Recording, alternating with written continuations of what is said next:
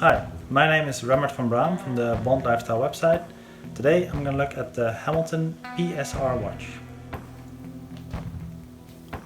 So here we have the box of the Hamilton PSR wristwatch. Take out the sleeve. We got the black Hamilton box. With a nice wooden box inside. So the Hamilton PSR is a modern interpretation of basically the first all-electronic digital watch, the Pulsar P2. And the Pulsar P2 was prominently used by Roger Moore as James Bond in Live and Let Die. I'll talk more about the watch in the movie and the Pulsar P2 later. But first let's take a look at this new interpretation by Hamilton. Put this here.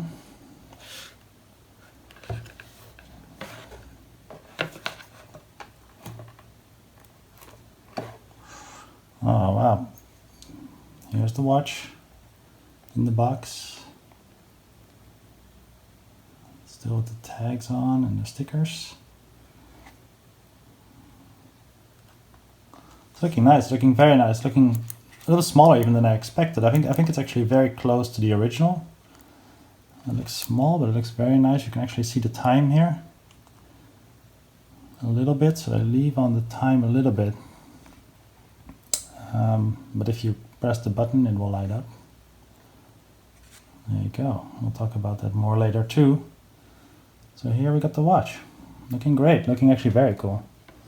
I'm a big fan of these old digital watches and James Bond watches in general, so this is a good combination.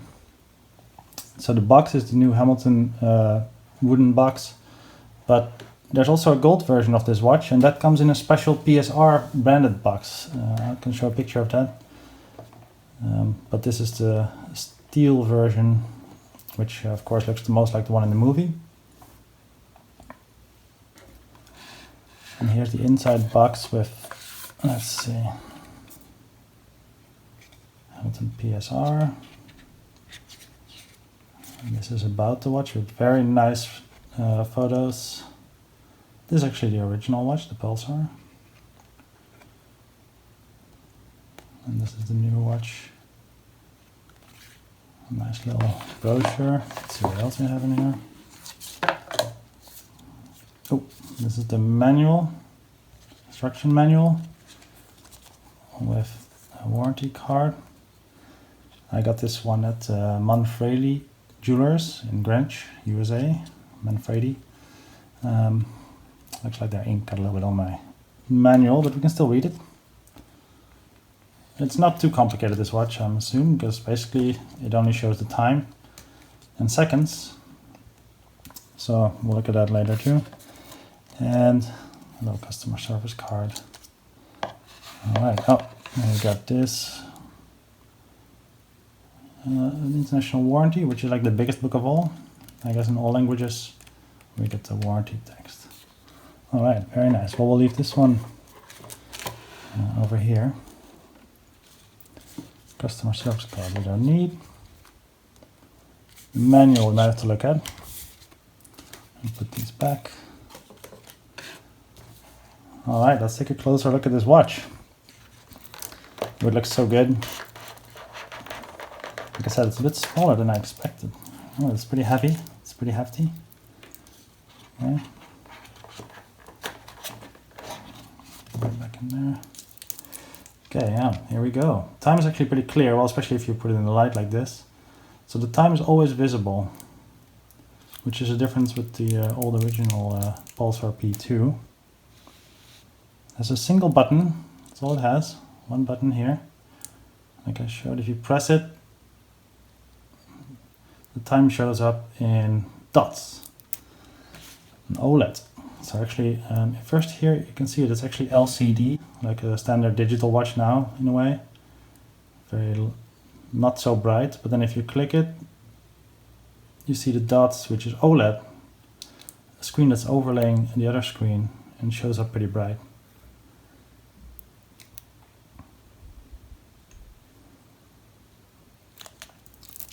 I really like this. It's pretty thick. It's a very thick watch. I guess like the original, they really kept that original futuristic look. They could have made it thinner probably if they wanted to, but they made it just very thick. Also, let me tell you a little bit about the original watch. The original Pulsar came out in 1970. That's exactly 50 years ago, basically. It was then, Pulsar was a brand of Hamilton, USA, based in Pennsylvania. And the first one came out in 1970 and it was all gold, a gold case. And it was the first digital watch, electric digital watch with LEDs, I think LED screens, and a button was pressed to display the time.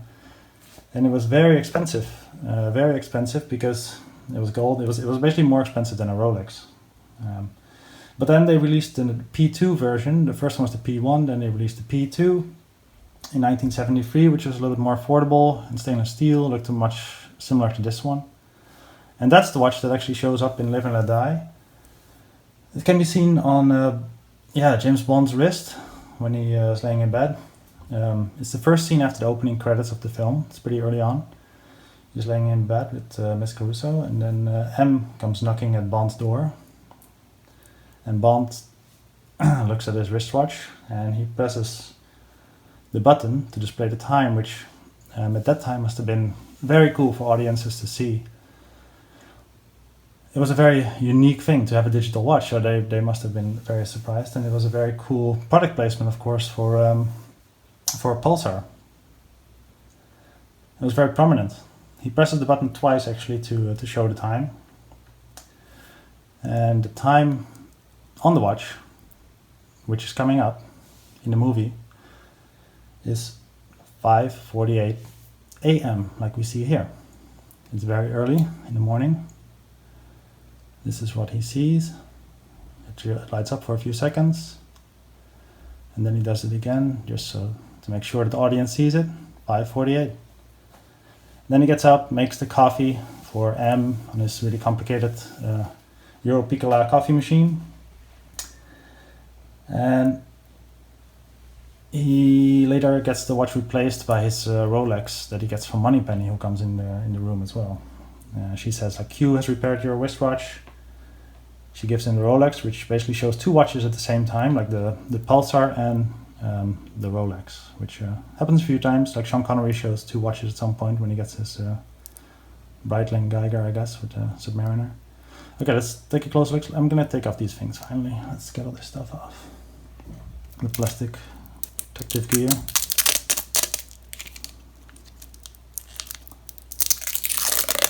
Oh, yeah, it's a nice band, looks like. Very solid, thick, good looking, very good looking. It's a double clasp, and like this you can see double clasp with you press it to open it. So the problem is I might have to get this probably resized, because I have pretty small wrist and this comes in one standard size. And you can adjust it, of course. I took out the little label. Okay, now we can really see it. Oh, in the back, of course, there's a little sticker. Get that off as well. Right on the back we see a Pulsar star sort of engraving. A Pulsar star is like a sort of magnetic star that Pulsar was named after.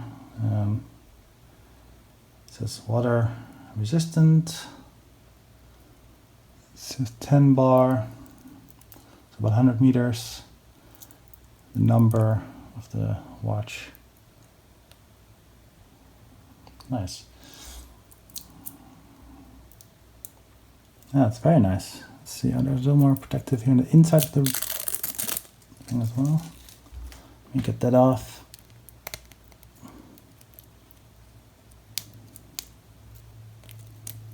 I'll get that out later. Okay. Let's put it on the wrist correctly. Yeah, even on my small wrist, this looks very good. You see, it's way too long. I really gotta get this made a bit shorter. You could probably do it yourself, but it's maybe safer to bring it to a store nearby. Looking good, looking very good. Yeah, I like it. There you go. Yeah, you really see the dots here. I don't know if you can see it, but this is the LCD screen. And then here you got the dots. Alright, so this one is available now for about $745, 695 euros, 675 pounds. I've only seen it in Hamilton online, but you can of course go to a local jeweler or online maybe inquire. So there's also a gold version, the gold limited edition version that comes in 1970 pieces as a reference to the year that the first Pulsar was released, of course. And that one is $995 or 900 pounds or 945 euros. It comes in a special box, the gold one, but for the rest it's kind of the same. Of course, there's a gold PVD coating. It's not real gold, but it's PVD coated. And both are now available. I really like this one. It's great. I can recommend it if you are a Bond fan. This one is much more practical than the original Pulsar P2, which runs out of batteries pretty quick. This one should last actually really long. I'm not sure exactly how long, but I assume many years, because it has a really low energy consumption in this position where there's barely shows. And here, like a little bit just for a few seconds. I'll quickly show you. If you press it again, you'll see the seconds, which is cool. And then if you press it again, it goes off. So if you want to change the time, you press the button for 3 seconds. You can set the time. If you hold it again for 2 seconds, it goes to the next digit basically, which you can then set like this. And hold it for 2 seconds again to go to the next one. And then you go to the seconds. And then go. There you go. The Hamilton PSR watch. Great watch for a Bond collector or for a digital watch fan or a watch original watch fan. I think it's definitely nice because it's so different from any other watch, like definitely different from any Omega, Rolex, or even all the Seikos. It's a very unique watch. So many reasons to like this watch actually. Alright, well, thanks for watching. And hope to see you soon. Check out more on the James Bond Lifestyle website.